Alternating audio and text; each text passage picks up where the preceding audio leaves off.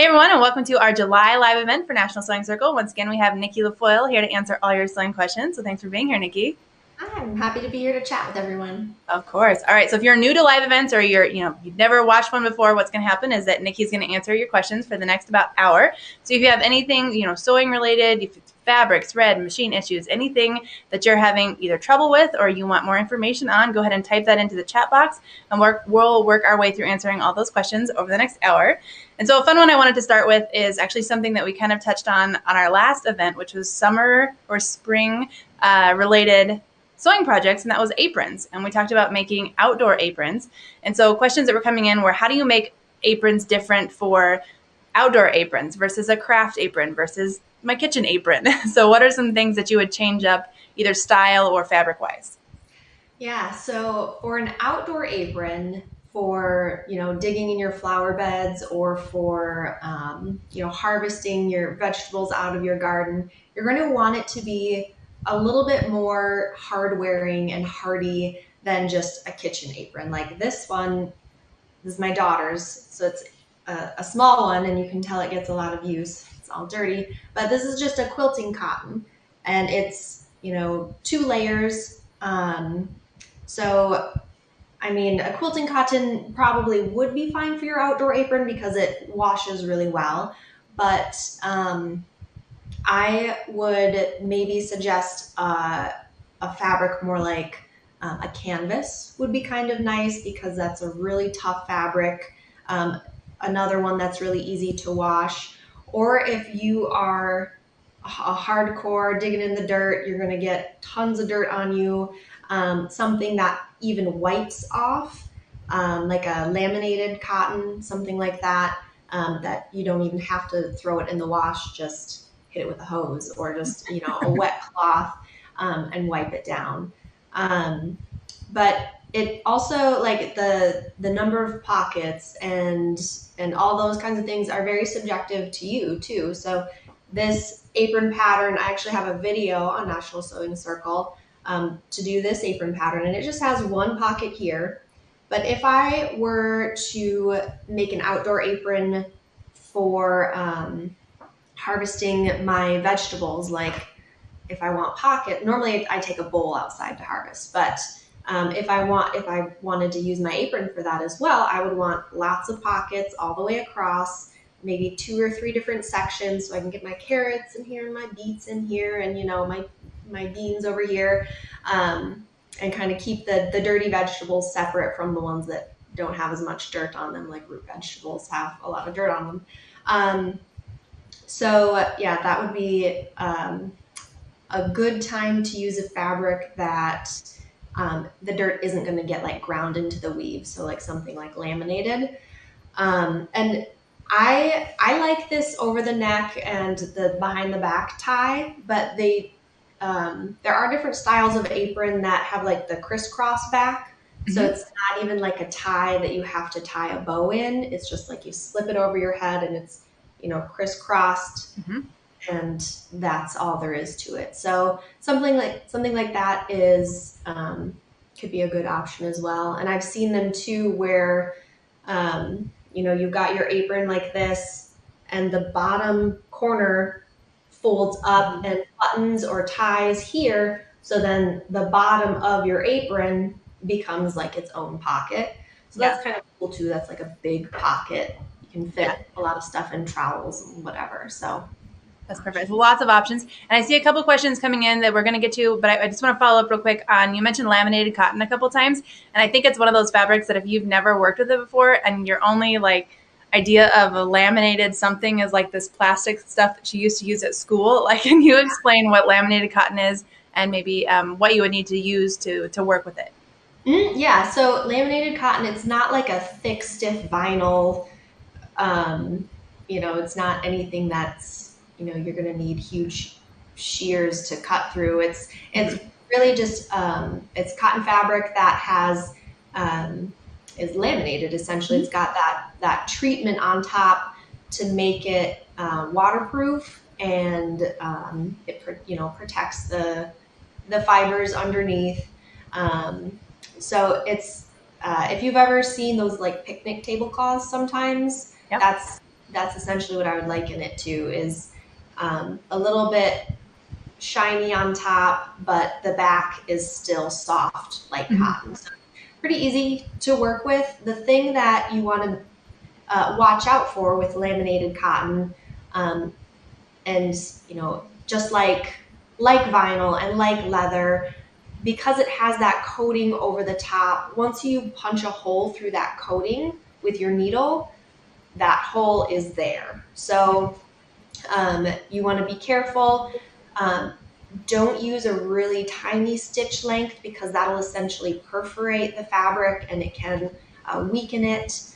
Not so much with laminated cotton, because that still has the woven fabric behind the layer of laminate, but still you want to take care of that laminated surface. Don't use a large gauge needle, because that's going to poke a larger hole in that laminated surface than a thinner gauge needle. So like a size 75 needle, don't go up to like a size 90, 100.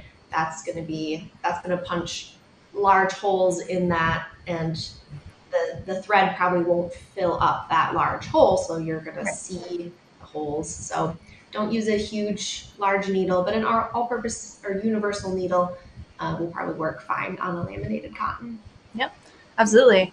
All right, our first question that came in here, this is from Monique, and she says, do you have any recommendations for darts for someone who is larger than a D cup? Should you use both a French dart and a regular side dart for the bodice? So for a larger bust, I'm not really well versed in that. I'm always like scaling down. But I found a website that is super great for tips for altering patterns for larger bust. And it is, let me make sure, it's Curvy Sewing Collective. So curvysewingcollective.com. It says a plus size sewing community. So there's all kinds of resources plus tutorials, great tutorials with pictures on alterations and tips. So I'm sorry, Monique, I can't really answer that question reliably, but I can point you toward a resource. Hopefully that will help. Yep. And if you're already on National Sewing Circle, of course, we have a video as well. Beth Bradley did one for us a few years ago, and on just a standard full bust adjustment, and I think a couple other sort of tips on adjustments in that area as well. So we do have that video available. Speaking of pattern adjustments, Angel asks, how can I modify a pattern to make it bigger or smaller? So pattern modifications for, scaling up or down are actually fairly easy, depending on what you need to do. It can get a little bit complex depending on your issue, but sometimes on the pattern, you are a size 10 in the bust, but a size 8 in the waist or something. So a lot of times I'll measure, you can go off of the measurements on the back of the pattern, but then I like to also measure on the pattern too, making sure you subtract for seam allowances and darts and stuff, but measure that actual flat pattern against your body to see what size line will fit you best in different areas. They tell you to go off of the cut out the size that matches your bust measurement, because that's the more difficult place to make adjustments. But you can take it a step further and make some adjustments to the lines of the pattern before you even cut it out, and get even closer to a good fit before you even cut out the fabric. So say you were going from a size 10 and you want to taper it down to the size 8 lines down at the waist. It's really as simple as just making a nice, gradual, gentle curve down from your size 10 line down into your size 8 line, and you can really just blend those sizes together. And you can do the same, the opposite way as well, blending out. If there's a spot where you find you need just a little bit extra, if you need a little more in the shoulders, You can pull that shoulder line out a little bit. So scaling up a pattern, making it bigger, it's not always like sizing up. You don't really size up the same amount in all places. And it all depends on the person's body. All bodies are different, so you might need extra here and not as much here. So it's, I never make mock-ups, but I always tell people to, because do as I say, not as I do type thing. Like making a muslin mock-up in a fabric that's similar to your intended finished garment fabric, it really helps you to work out the kinks in the pattern, figure out what size adjustments you need to make, where you need to take some off or whatever, bring the neckline down, whatever adjustments you need to do before you cut into that nice, finished garment fabric that you spent some money on at the store. So making a sample is super, super helpful. It really is. And I agree with you in that, like, I'm also one who doesn't always make one. And the last 2 times, and I think the reason I don't, and what kind of, bites me afterwards, is that I'm just assume that I can fix whatever issue. Like if it's too big, I can take it in, and then it's like the last 2 garments that I've made, they still just haven't fit exactly. And it's because of that. It's like, all right, I should have done it. And then I could have made, so yeah, definitely don't do as we're doing, but do as we're telling you to do. I've made that mistake many times. I'm just so excited to jump in and, I want to get it done and see how it looks, that I don't take the proper steps all the time beforehand. But that little bit of extra work beforehand is going to ensure that the work that you put in pays off and you get, a finished garment that you love and that fits you right. And it's not like one of those things that just hangs in your closet.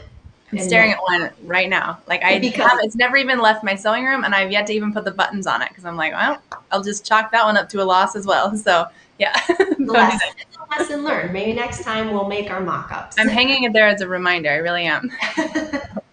All right, our next one here, Patrice says, when using a home machine to freeform quilt, what foot should be used? And do you then not lower the foot? And how do you keep uniform stitch length and not have bobbin issues? So for freeform quilting, I will answer this to the best of my ability, then I'll turn it over to Ashley too, because she might know more. But there are quilting feet that come with your machine, and a lot of times they are either clear or have like an open circle in them so that you can see your stitches that are getting put down. Especially when you're freeform quilting, you want to see where you're going. So a clear foot that's got a nice, either that circle or a nice open toe, that's helpful for freeform quilting. And I think you do lower the foot, but some of those feet too will kind of bounce a little bit to lift up off of the fabric and allow that fabric to move easily under the foot. So it's not like it's smashing down hard on the fabric. What do you think, Ashley? Yeah, absolutely. So like that, I'm trying to figure, I never have all of the stuff that I want to have to show like readily available, but my machine is right here, and I'm going to reach forward. This is this is actually one that you would use with ruler work, and that's why it's a little bit thicker. But so free motion feet, you can get them plastic, you can get them metal, you can get them closed toed, which is this, or you can get them open toe, which is like a horseshoe, and that is easier to be able to see where you're going. And then, you'll lower the foot, and then depending on the foot or your machine settings, you can either set it to sort of hover mode, or you can set it to hopping mode, and it kind of just depends on your preference. And then you always lower the feed dogs. So I shouldn't say always. 90% of the time you lower the feed dogs so that you have total control over where it's going. But we do have quite a few videos on our sister site, National Quilter Circle, on free motion quilting. And one of the instructors that does a good chunk of those videos, Heather Thomas, she is actually a proponent of not lowering the feed dogs because she feels like it gives a little extra grip. So like if you're new to doing it and you're trying to do and keep even stitches and you move in a certain direction and you had like stitch, stitch, stitch, like you went way too far, keeping those feed dogs engaged, like kind of holds it back a little and makes it so you're not, overgoing on accident. Yeah. Yep. And here's another foot that I thought, I don't know what it's called, but that's another one that's it's clear and it's got a nice open toe. I don't know if it's specifically for that, but that's one that I would.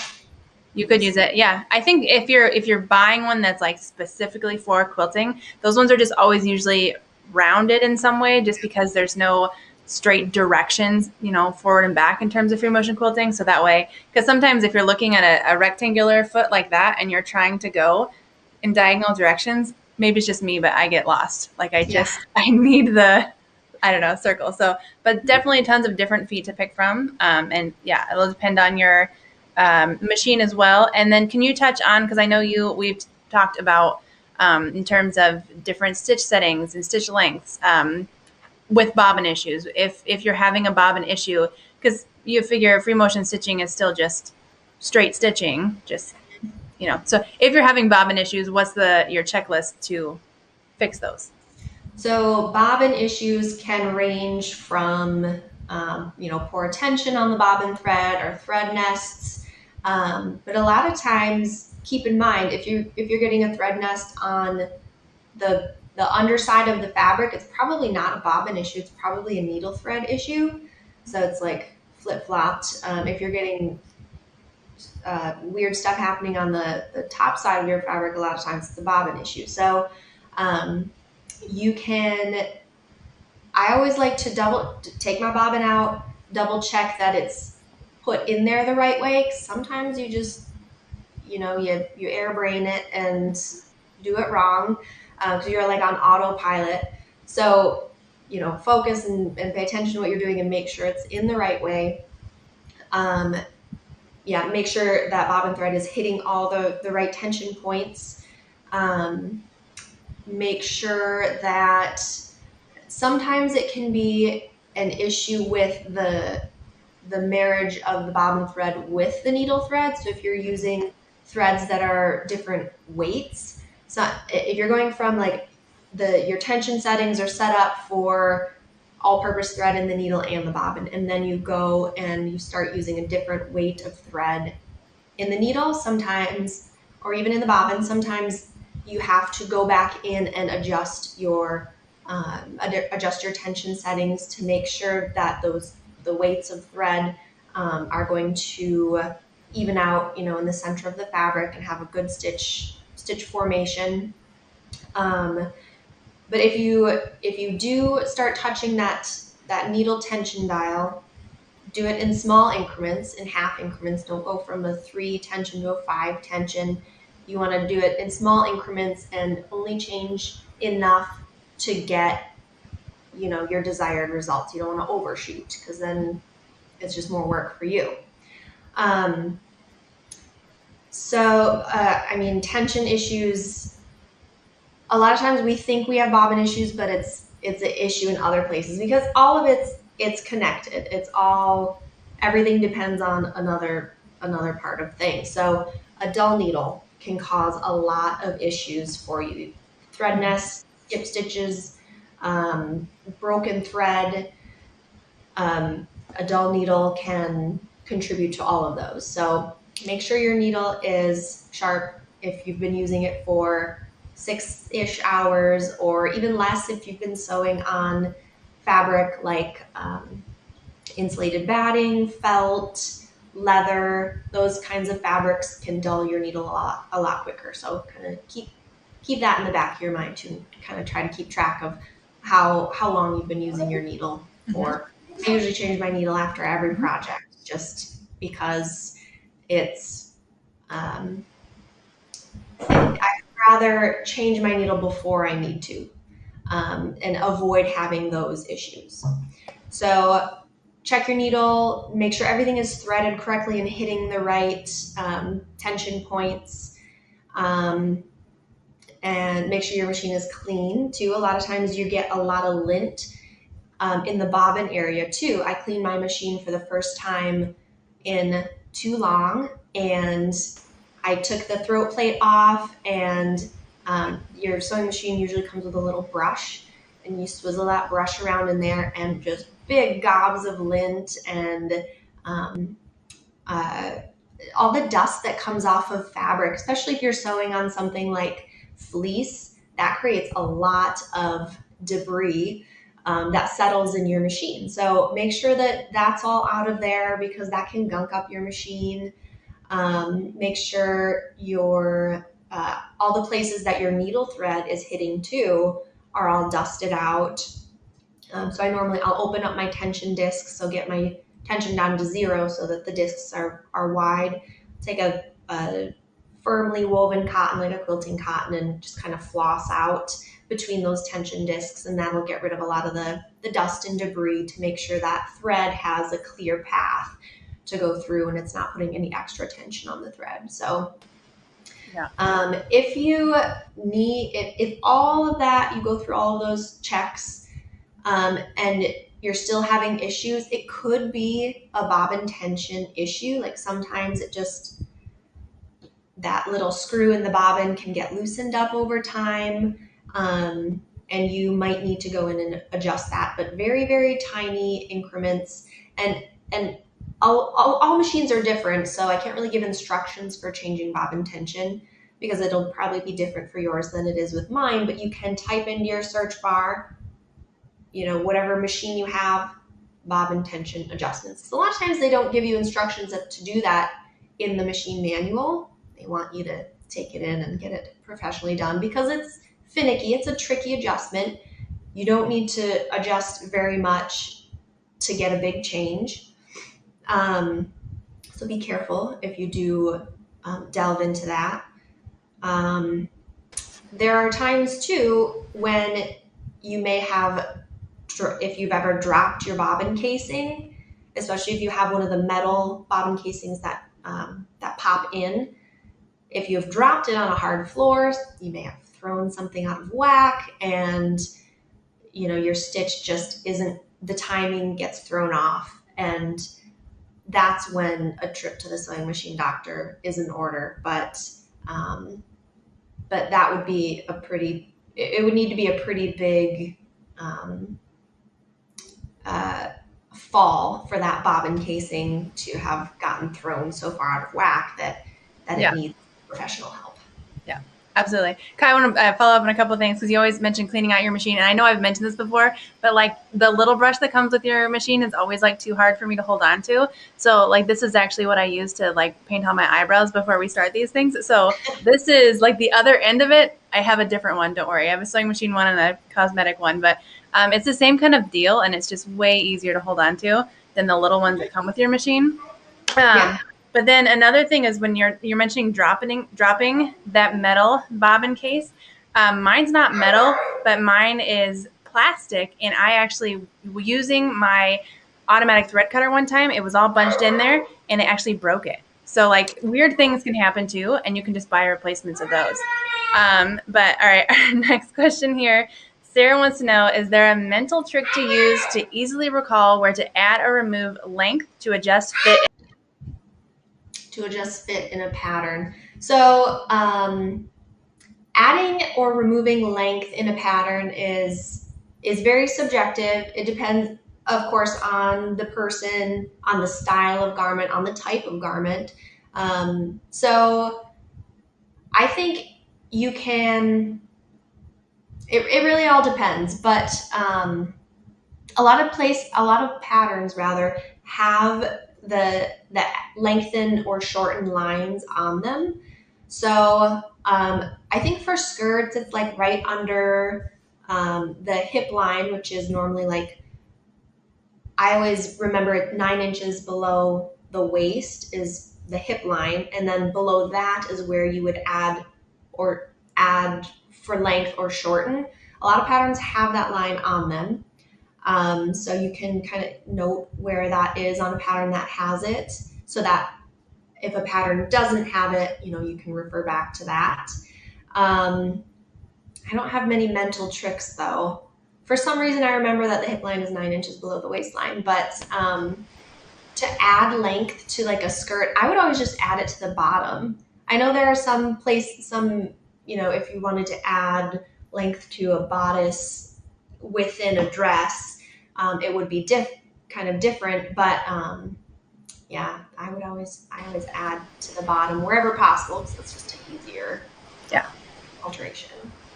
Agreed. And I would say too, I don't have any mental tricks either, but I think I always just have a collection of some commercial patterns stashed somewhere. And if it's like a shirt, I'm like, oh, let me reference where is their add lengthen line, and then go somewhere similar to that. Yeah, definitely. Perfect. All right. Janice asks, I have small shoulders but larger bust and tummy. Should I buy patterns to fit shoulders or bust? I still would say bust. Match the pattern you buy and the pattern size to most closely fit your bust line, because shoulders, for me at least, are still easier to alter than the bust, because the bust, you've got darts and shaping and all this, and the shoulder lines are fairly easy to alter.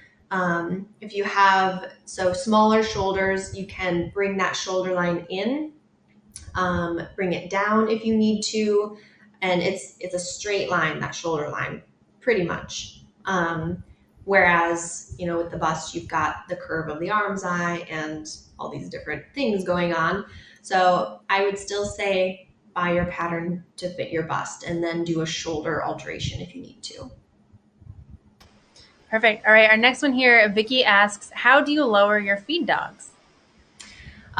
So different machines might be different, but mine, I have the Hough Passport 2.0, and the feed dogs are the little teeth looking things that are coming up from the throat plate that move and pull your fabric along. So my lever to adjust my feed dogs is, sometimes you have to take off the little casing there, and the lever is going to be somewhere in the back. Mine's in the back. It's just like a switch, and I could hear them go down, and they won't come back up because it's not plugged in, but it's a switch somewhere around the bed of your machine. Or if you have a more automated machine, it might be on your little touch screen to lower feed dogs. So mine's more manual, so I just have I have my little lever to flip. And on the back, if you look at the lever, it'll probably have some little triangles, which are like the feed dogs. So that'll denote what that lever is. So look around on your machine. You can also look in your machine manual, and it should tell you. Yeah, absolutely.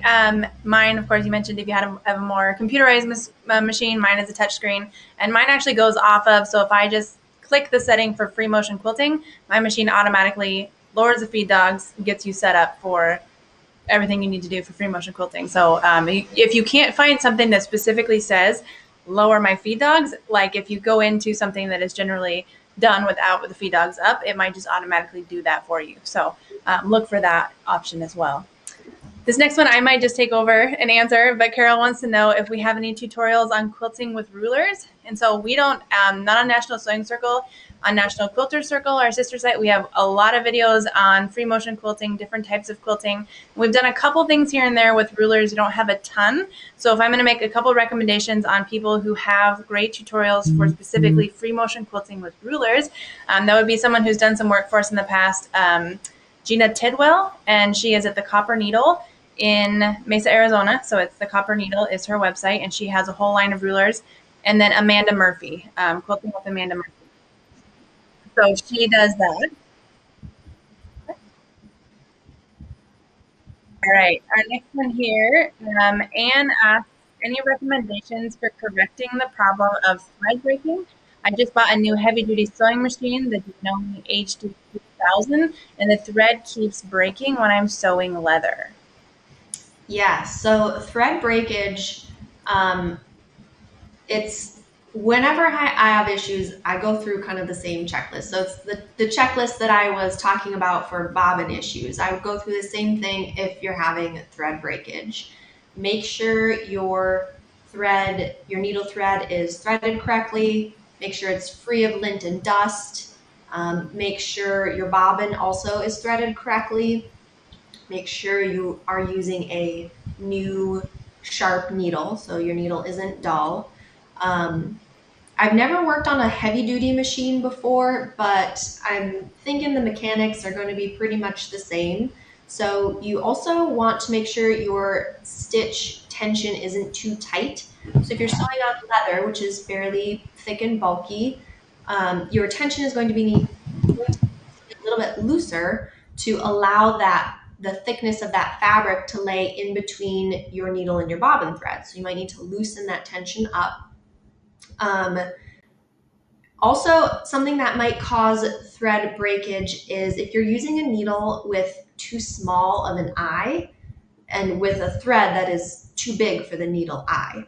So a lot of times you'll see this if you switch to using a top stitching thread or a metallic thread and you don't change your needle type to reflect the thread type you're using. So if you're trying to use an all-purpose needle with a heavier weight thread, that thread's going to be just too bulky to fit through the needle eye, and as it's zipping through that needle eye, it just puts extra tension and extra pressure on that thread, and it can just shred it and fray it, and you'll get that thread breakage. So needles with a larger eye, a top stitching needle has an elongated eye, a metallic needle also has an elongated eye. A denim needle might, but I'm not 100% sure. So make sure that you're using the correct type of needle for your thread as well. Also, thread breakage can occur, not as often, but sometimes you'll see if you're using older thread that hasn't been stored properly. So if your thread has been stored in direct sunlight for any length of time or in a humid environment, that can weaken the fibers in the thread and just make it easier to shred and fray and break. So you can try changing your thread, buy a new spool, or there's a thing called sewer's aid, which is like a thread reconditioning liquid. You just put a little line down your thread spool and it can help strengthen your thread. So you can try that as well. So you can try going down the checklist, and I hope one of those things will help you. Absolutely. On the topic of thread, Isabel says, I was using the same thread for my top and bottom thread once and my machine hated it. So I changed the top thread and my machine loved it. So confusing. So any sort of tips or guidelines or anything you can share for that? Yeah, it's weird sometimes. You think your machine just kind of has its own personality. Like my machine one time, I couldn't use my roller foot with my top stitching thread. And the best part was this was on camera while you were doing this too. Yeah. Not stressful at all. You know. Having those issues. So my top stitching thread I could use with my regular foot.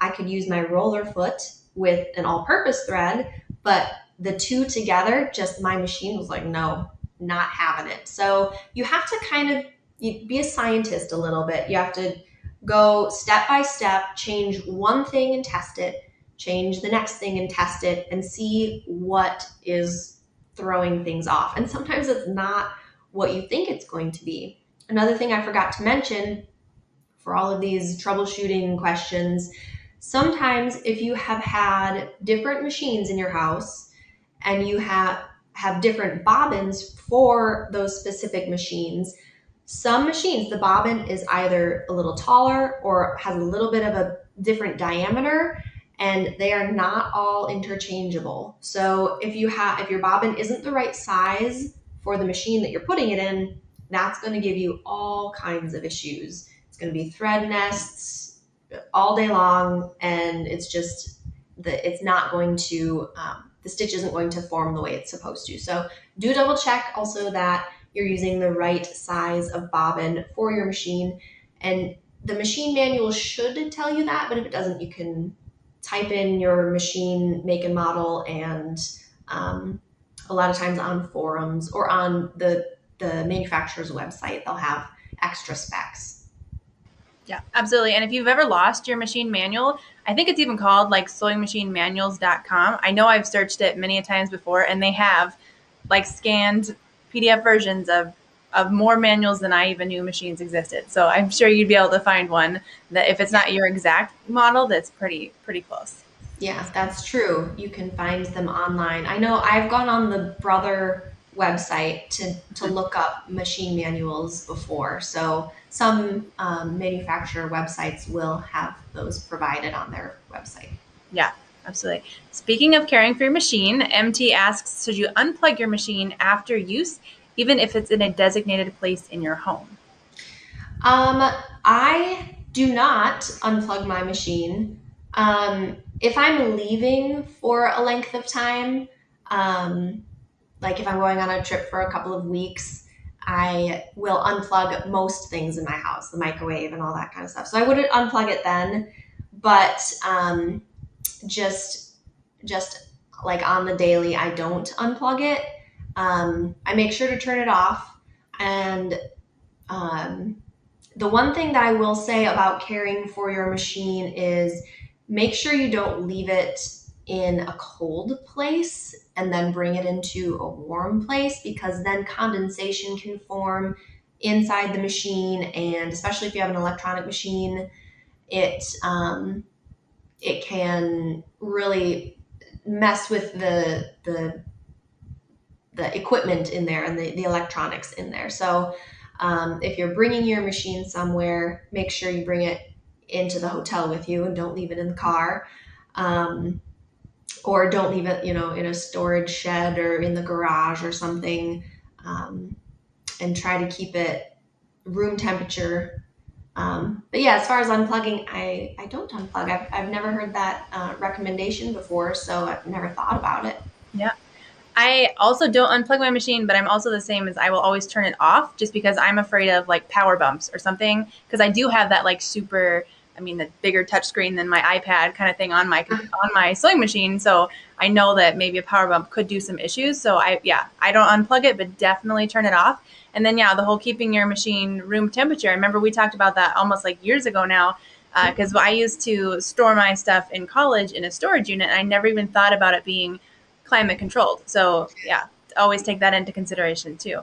Our next one here, Teresa asks, she has problems with darts to remove the darts where she doesn't need them. So how do you do that? So when you have darts built into a pattern, it's extra space in the pattern that is then designed to get closed up to create shaping. So if you don't want that dart, you can do some other things with that extra space. So you can rotate that extra space into another dart on the pattern. If there's another dart, you can ignore those dart lines, but then you have to do something with the extra fabric. So you can gather the fabric, or you can rotate it somewhere else. Even if there isn't another dart in the pattern, you can rotate, say it's a bust dart, you can rotate it somewhere else. You can rotate that extra fabric down to the waistline, and then you can gather it into a waistband or something. If you don't want any darts or gathers or anything, you would have to change the lines of the pattern a little bit to take that extra fabric into account if you're wanting to remove it. So it all depends on where the dart is and the other design details and the shape of the pattern. But you can. I think it would probably be easiest if you wanted to rotate a bust dart down to the waist and then do something else with it. But it's pretty subjective depending on the project. But there's a book It was called, I remembered, Ashley, you asked me before, Designing Apparel Through the Flat Pattern. And it's probably, I don't know if it's out of print or if there are new editions, but it was a textbook that I used in college in my pattern making classes. And I used it for years and years and years afterward because it had such clear diagrams of that, slash and spread to add to anything, sleeves, bodices, skirts, jackets, rotating darts. It was just very clear diagrams on how to do that.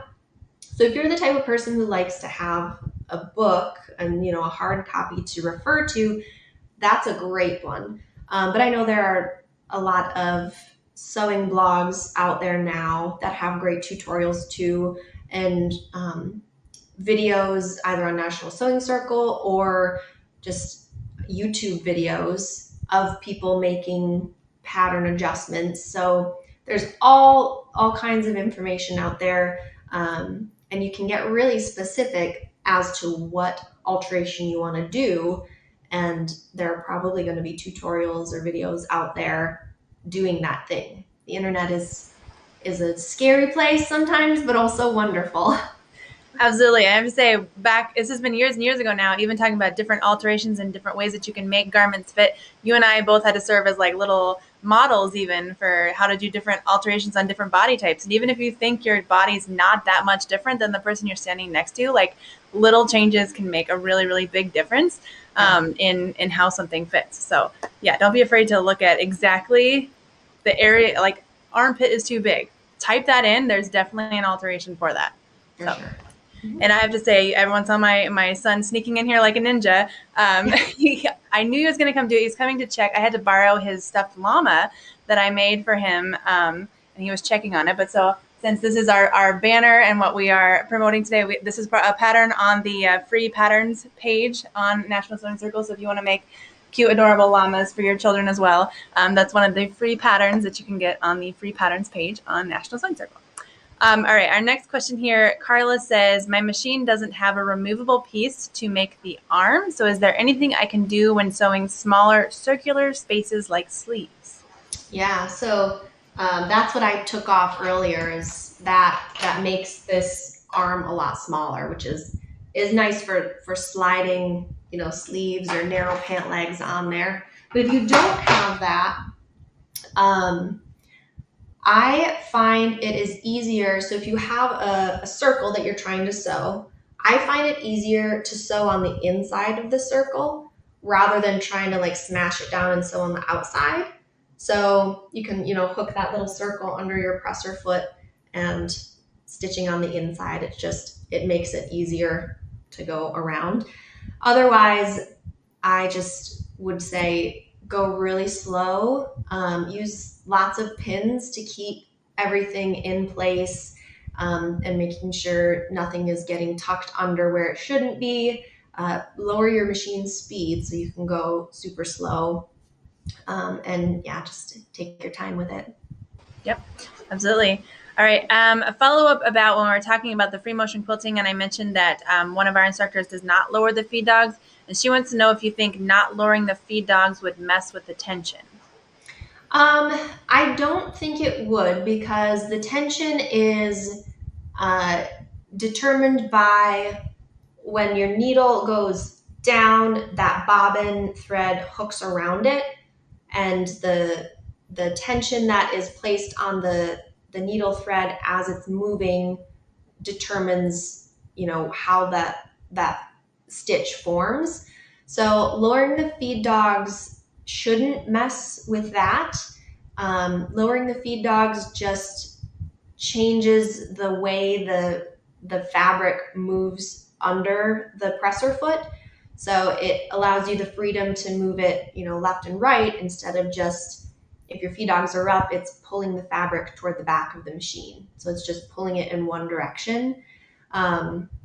So yeah, lowering the feed dogs just changes how that fabric moves, and you can get shorter stitches or longer stitches based on how fast you're moving the fabric, but that's what's going to change. but the way the stitch forms shouldn't change just by lowering the feed dogs. Yep, absolutely. All right. Anne says, very helpful information. Thank you. As a follow-up, oh, I just lost it. She wants to know what thread you would recommend for use with a leather needle. What thread to recommend for use with a leather needle? So for leather, honestly, I think an all-purpose thread would be great for that. All-purpose or 100% polyester because it's very strong. Yeah, an all-purpose thread would probably be fine because a leather needle, its eye is not all that different than the eye of a universal needle. What's different about the leather needle is that it has a really sharp, like a chisel tip, to punch through layers of dense leather, dense and thick layers. So it's got that really sharp chisel tip, but the eye is fairly similar to a universal needle. So using an all-purpose thread, which is a polyester core cotton wrapped thread, that's a good strong thread for construction seams and for using with fabric like leather. Yeah, all-purpose thread or polyester thread. Those are good construction seam threads. So that would be my recommendation for use with leather and a leather needle. Perfect. And I apologize that I froze on the screen and I could have lost my connection and came back. So I'm not entirely sure exactly where we were on the answering of that question in terms of the thread. I think I answered it. I said all-purpose or polyester thread for use with leather. Perfect.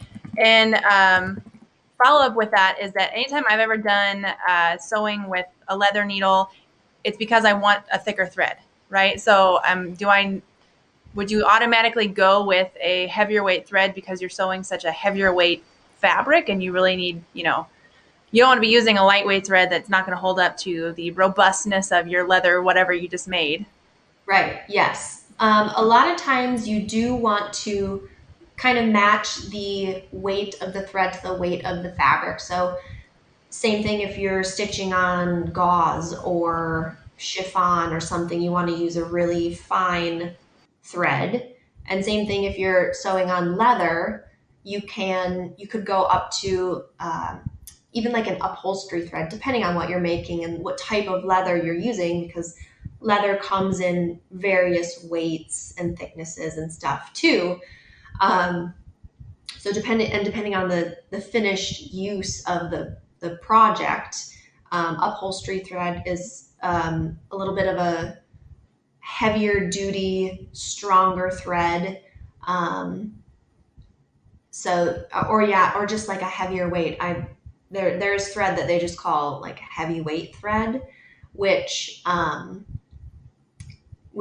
might be a good choice for leather, like you were saying, to match the weight or to make sure that those seams are nice and strong. But for general use and like for 90% of the leather weights and projects, I think all-purpose thread really would be fine. What you want to make sure you're careful of, though, is if you go to a really heavyweight thread, you might want to go to a needle that is that has a specific eye for heavyweight threads, because I do think the leather needle has an eye that's a little bit bigger, but like I was saying, it's defining features, that chisel tip. So you could even try a top stitching needle if you wanted to use a heavier weight thread with your leather. But again, it depends on the weight and the intended use of the project. So it can be kind of subjective. But it looks like Ashley is frozen again. So let's see some other questions here. Diane asks, what is the best way to discard old needles?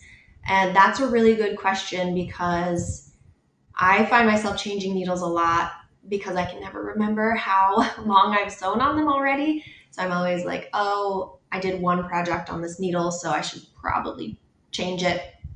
So I stick my needles in a designated pin cushion until I get like 4 or 5 that I need to throw away. And then if you have like old pill bottles, you can put your needles in old pill bottles to throw them away so they don't, puncture the garbage bag or anything. Or sometimes I will just thread my needle through a scrap of old fabric to, kind of, so it's full of fabric and it's not like floating around in the garbage ready to poke the bag and pop out. I think the fabric kind of helps encase the needle a little bit. So that's what I do.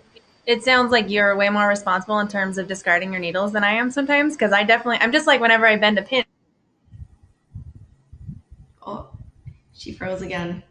I bet whenever she bends a pin, she just throws it right in the garbage. But hopefully her husband takes out the trash then so he can get poked with them and not her. So we'll see what she has to say about that when she comes back. Let's see some other questions. What machines do you use? Any recommendations? So my machine is, like I mentioned before, the Hough Passport 2.0, which I love. It's been my favorite of my machines that I have used. I used Brother machines in the past. Me too. I just kind of toss it in the trash. Oh, there she is. She says she tossed them in the trash. Hopefully she can refresh and come back to us. So I've had Brother machines in my home sewing room. I worked for Sew News magazine for some time, and I used all kinds of different brands. I got to use Bernina, Janome, Baby Lock, some Husqvarna Viking machines, and I liked the Husqvarna Vikings, but honestly, the Hough, I used a Hough embroidery machine at the Sew News offices, and that was the embroidery machine I always went to when I had projects to do, because we had 5 embroidery machines in the office, and that was always the one I went to. Just it jived with my brain and the way my brain works. So this Hough Passport 2.0 does everything that I need it to do. It's got all the stitches I need, buttonhole stitches, just really great functionality. It sews really smoothly. It's sturdy, and it's just it's been my favorite machine. So I know Ashley has a bunch of machines in her home sewing room, and she has used Brothers before as well, which I think she and I kind of agree that Brothers were great machines for where we were at in our sewing careers. Did everything we needed them to do, but this Hough it feels so much sturdier. And of course, different manufacturers have different tiers of machine. So when I used the Brothers, I was just out of college, so I was getting the lowest machine, $80 machine. So obviously it was a little bit lightweight. This one, I believe, runs $600 or $700, which honestly isn't bad for machines these days, because the more electronic equipment you get in the machines, the more it does for you. The more complex machinery is in it, the more expensive it's going to be. You can buy sewing machines that are more expensive than cars, but it all depends on what kind of sewing you do and how much sewing you do, to determine what level of sewing machine you get. But I'm a big fan of Hough, so that's what I'll say about it. But I want to thank everybody for joining me for this this Q&A. We lost Ashley, but she thanks you as well. And do download the free llama pattern that she was talking about. I think I probably will too. That's super cute and a great gift, not only for kids, but for adults too. Llamas are a little, trendy decor these days. So check that out. Thank you everyone for all of your questions. Thanks for tuning in, and hopefully we'll see you back here for another Q&A sometime soon.